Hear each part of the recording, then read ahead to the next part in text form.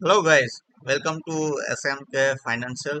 तो आप सभी का मेरी चैनल में स्वागत है। तो आज हम देखते हैं म्यूचुअल फंड में किस तरह से पैसा इन्वेस्ट करते हैं। एसआईपी करना चाहिए या लमसम करना चाहिए और कितना रिटर्न मिलता है, मैं आपको गाइड करूंगा। ठीक है, तो उससे पहले आपने मेरी चैनल को सब्सक्राइब नहीं किया, ठीक है, तो यहाँ पे सब्सक्राइब बटन पे क्लिक कर दो एंड ऑल बटन पे क्लिक कर दो।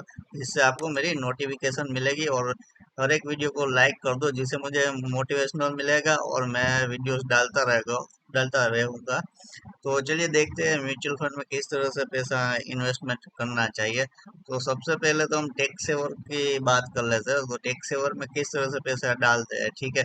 अगर मान लो कि आप साल के 6,000 ही पैसा इन्वेस्टमेंट करना चाहते हो, ठीक है, तो हर एक महीने में आप मानो कि आप सपोज मान लो 12,000 आप साल में पैसा टैक्स सेवर में डालना चाहते हो, ठीक है।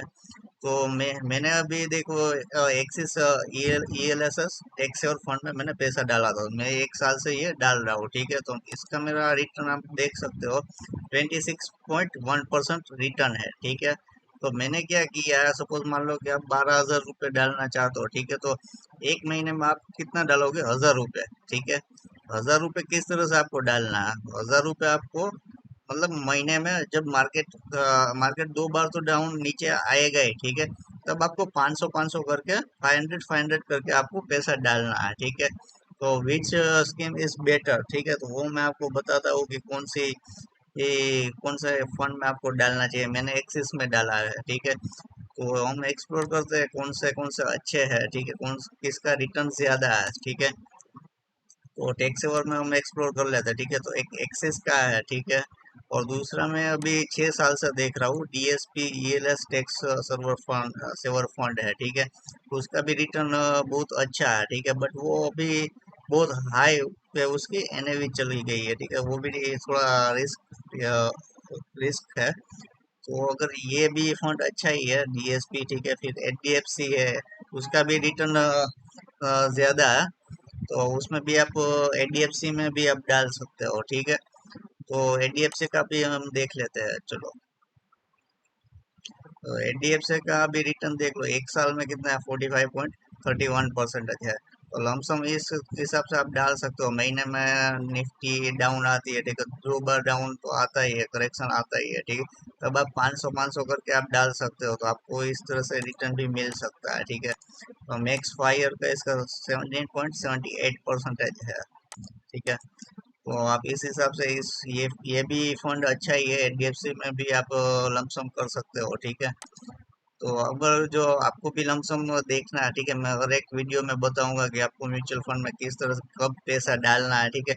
आप मेरी हर एक वीडियोस देखना, मैं उसमें बताऊंगा। जब मार्केट डाउन आएगा तब मैं आपको हर रोज बताऊंगा कि आप इस टाइम पे आप म्यूचुअल फंड में पैसा डाल सकते हो, ठीक है। तो मैंने अभी एक साल में देखो 26.10% इंटर मैंने यहाँ पे प्रॉफिट यहाँ पे गेन किया है, ठीक है।